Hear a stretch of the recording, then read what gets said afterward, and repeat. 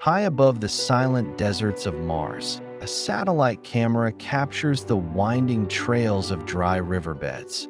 They twist and fork like veins carved into the skin of a sleeping giant.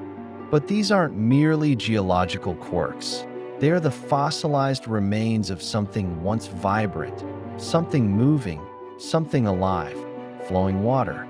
Today, Mars is a place of stillness, barren, dusty, with an atmosphere so thin you couldn't breathe it.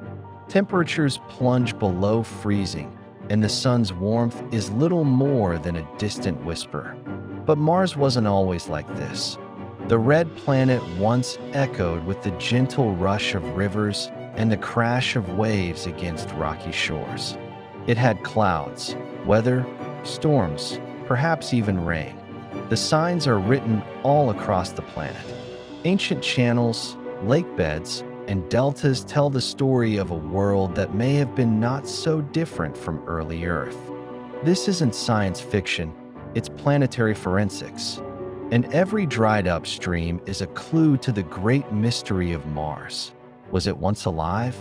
From orbit, Mars presents a canvas of rust-red dust and jagged stone. But when scientists examine the surface with high-resolution cameras, something extraordinary emerged. Massive networks of dried-up channels crisscross the surface, some wide and shallow, others narrow and deep, resembling river systems here on Earth.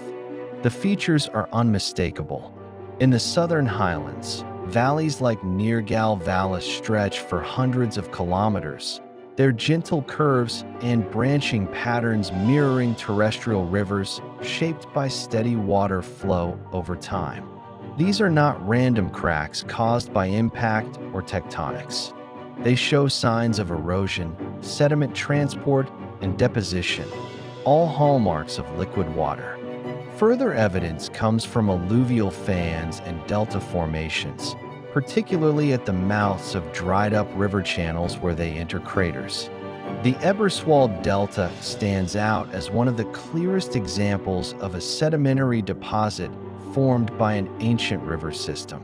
These features suggest not just passing floods, but sustained flow, rivers that may have run for thousands or even millions of years.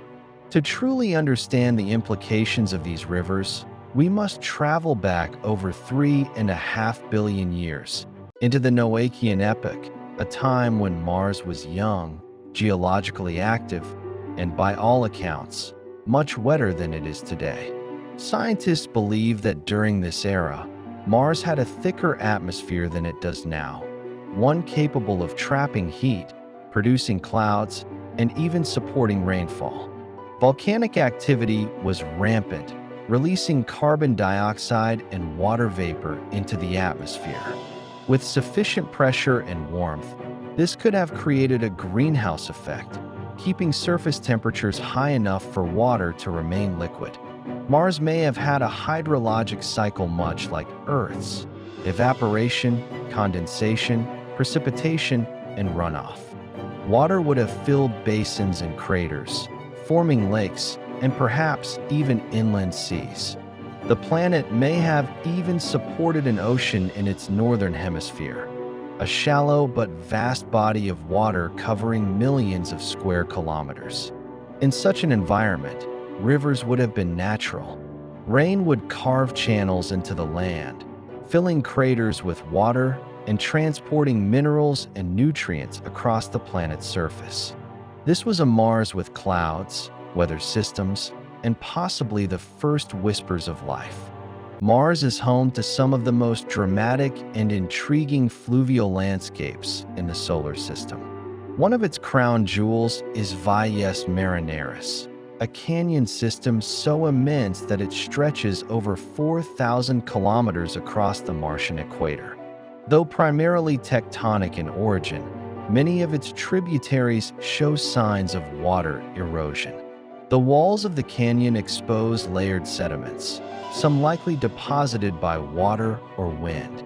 Then there's Jezero Crater, the current playground of NASA's Perseverance rover.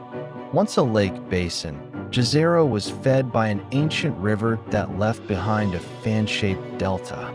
This delta isn't just a geological curiosity. It's a potential archive of the planet's watery past, rich in clay minerals known to preserve organic molecules. In Gale Crater, Curiosity rover discovered conglomerate rocks made of pebbles cemented together by water, clear evidence that streams once flowed there. These pebbles are rounded, a telltale sign that they were rolled along the bottom of a river, tumbled and smoothed by flowing currents. Such discoveries form a mosaic of watery history, one sediment layer at a time. Enter Perseverance, the most sophisticated robotic explorer ever sent to another world. Its destination was no accident. Jezero Crater was chosen specifically for its geological potential to preserve signs of ancient life. Armed with powerful tools like Sherlock, PXL, and SuperCam, Perseverance is scanning rock surfaces, analyzing chemical compositions, and looking for biosignatures, chemical patterns or structures that could only have been produced by biological activity. The rover is also collecting core samples, tiny cylinders of rock that will be cached on the surface and retrieved by a future Mars sample return mission. What Perseverance finds could rewrite everything we know about life's origins. If just one of those samples contained signs of ancient microbes, molecular fossils, or isotopic signatures, we would have proof that life is not unique to Earth. And it all begins with the rivers, the deltas, the sediments, the places where water once pooled and organisms could have taken hold. But if Mars was once so wet, so Earth-like, what went wrong? The answer lies in the planet's core. Unlike Earth, Mars likely lost its global magnetic field early in its history. Without this magnetic shield, the solar wind, a constant stream of charged particles from the sun, began stripping away the Martian atmosphere. Over millions of years, this once thick atmosphere thinned dramatically. Surface pressure plummeted, temperatures dropped, and the hydrologic cycle collapsed. Water, no longer stable on the surface, either froze into underground ice or escaped into space. What remained were the scars, the dry riverbeds, the ancient lakes, the desiccated deltas, the silent testimony of a world transformed from vibrant to desolate. Yet even in this tragedy, there is knowledge, a cautionary tale of planetary evolution and atmospheric fragility. Still, hope remains. If microbial life evolved in Mars's early oceans or lakes, it may not have vanished entirely. It could lie frozen in permafrost or dormant beneath the surface, protected from radiation and cold.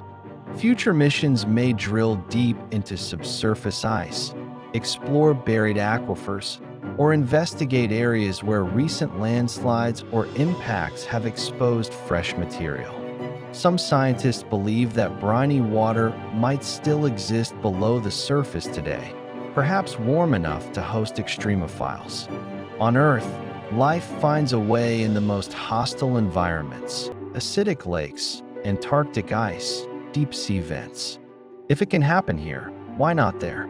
Finding even a single fossilized microbe, or even the chemical shadow of one, would confirm that life is not a cosmic rarity, but a natural consequence of chemistry and time. The story of Mars is more than science. It's a lens through which we view our own planet. Here on Earth, we are shielded by a magnetic field, blessed with a thick atmosphere, and surrounded by oceans that sustain life in every form. But the Martian landscape reminds us that habitability is not guaranteed, that planets can change, that environments can die. Mars teaches us humility. It shows us the value of stewardship, of protecting what we have before it's lost. And it challenges us to explore, not just to satisfy curiosity, but to learn, to grow, and to prepare for the future of human exploration. Mars may be silent, but it speaks. Its rivers, though dry, still flow in memory. Its lakes, though vanished, still reflect the light of possibility.